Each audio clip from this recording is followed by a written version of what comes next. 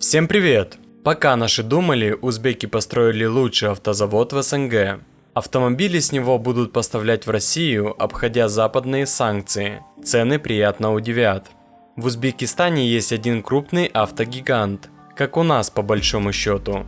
Это легендарный UzAuto Motors, который был освоен еще в 1993 году. Узбеки не стали придумывать велосипед, а сразу пошли по пути выпуска чужих моделей.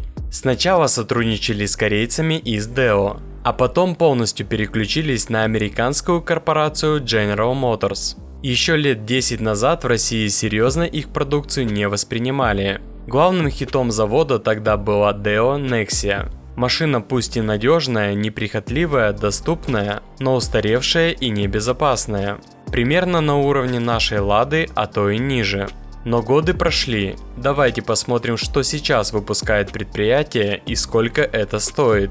Сегодня зашел на сайт autospot.ru и заметил, что предложений на новые авто стало гораздо больше, а скидки за наличные уже не редкость. Но тут все понятно, машины, везенные в прошлом году, дилерам нужно продать и привезти этого года. Валюта вновь скачет, и сделать это надо максимально быстро.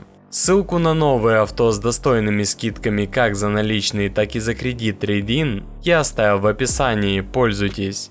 Также на Автоспот вы найдете лучшее предложение на ТО вашего автомобиля. Сегодня модельный ряд UzAuto Motors состоит из 15 моделей. Сюда я включил все легковушки, внедорожники, микроавтобусы и грузовики.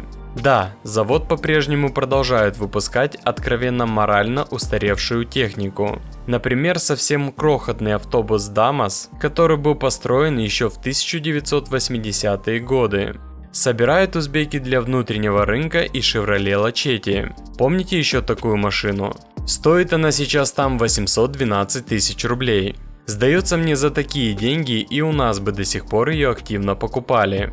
Из-за нашего АвтоВАЗа правительство не дает развиваться другим производителям, особенно бюджетный сегмент. А из современного что делают узбеки? Например, не так давно освоили седан Chevrolet Onix. Интересная машина с классическим автоматом, современным дизайном и приятным салоном, которая может стать заменой Hyundai Solaris и конкурировать с Ладой Вестой. Цена Onix не превышает 1 000 000 рублей, если, конечно, реализаторы ничего не приляпают из-за валютного курса. Есть и такой корабль, как Chevrolet Malibu, по цене от 2,5 миллиона рублей. Дорого, но на местном рынке это аналог Camry. Основной задачей для UzAuto Motors остается попытка занять нишу на казахстанском рынке, прежде принадлежавшей ушедшим российским компаниям. Но второй по значимости целью остается возвращение на рынок РФ.